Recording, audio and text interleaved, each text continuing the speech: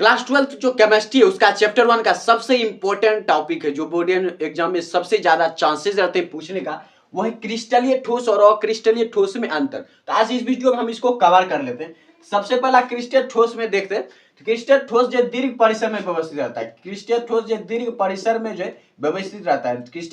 क्रिस्टलीय ठोस का जितना भी कण होता है वो दीर्घ परिसर में यानी लंबी श्रृंखला में व्यवस्थित रहता है। लेकिन जो अक्रिस्टल ठोस ये लघु परिसर में व्यवस्थित रहता है। लघु परिसर में, लघु परिसर यानी कि छोटा मोटा जो स्ट्रक्चर ये तैयार करता है इस तरह से। तो ये जो क्रिस्टलीय ठोस दीर्घ परिसर रूप में व्यवस्थित रहता है, अक्रिस्टल ठोस लघु परिसर में व्यवस्थित रहता है। उसके बाद जो देखिए क्रिस्टलीय ठोस को जो सत्य ठोस भी कहा जाता है, यानी ये सच का ठोस है। और अक्रिस्टलीय ठोस जो ये सदम ठोस है यानी असत्य ठोस है, कि ये पूरी तरह से जो सत्य नहीं कि अक्रिस्टलीय ठोस है।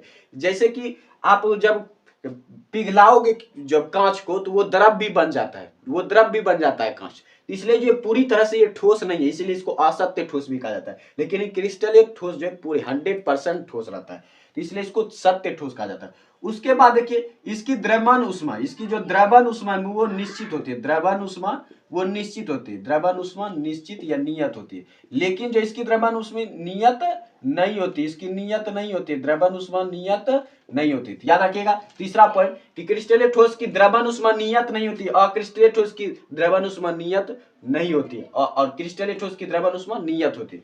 उसके बाद चलते हैं चौथा नंबर पॉइंट पर। चौथा नंबर पॉइंट क्या है कि ये विषमदैशिक होता है। विषमदैशिक, विषमदैशिक यानी विभिन्न दिशा वाला। तो क्रिस्टल ठोस की दशा जो अलग अलग होती है, लेकिन अक्रिस्टल ठोस की जो दशा हमेशा एक ही होती है, एक ही तत्व के लिए। तो इसलिए जो ये समदैशिक होता है, ये जो समदैशिक, अक्रिस्टलीय ठोस जो समदैशिक होता है और क्रिस्टलीय ठोस जो है विषमदैशिक होता है। तो इस तरह से आप चौथा पॉइंट आप याद रख सकते हैं। उसके बाद जो आपको याद रखना है 5 नंबर में, तो आप जो है जितने ठोस जो कभी बदलते नहीं है उसको उदाहरण में लिख सकते हैं। कि जैसे हो जाएगा ईंट को ले लीजिए, ईंट भी एक तरह से, ईंट भी ठोस है, ये कभी द्रव में नहीं बदलता है, तो ईंट हो जाता है, ईंट हो जाएगा। आप बुक ले सकते हो या धात्विक पाउडर ले सकते हो, धातु को ले सकते हो और धातु को ले सकते हो। तो ये सारी चीजें जो है ठोस में रहती हैं। लेकिन जो यहाँ पर अगर हम इसकी बात करें तो इसमें जो ये बदल जाते हैं, ये जो है अक्रिस्टल ठोस बदल जाते हैं। जैसे रबर हो गया, रबर हो गया, रबर का पेड़ ये पहले द्रव में रहता है, बाद में ये ठोस में बनता है।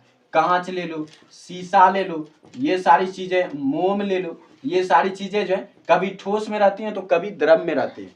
तो इस तरह से क्रिस्टलीय ठोस और अक्रिस्टलीय ठोस में आप 5 अंतर आसानी से लिख सकते हैं और आप जो है बोर्ड एग्जाम में अच्छे मार्क्स उठा सकते हैं।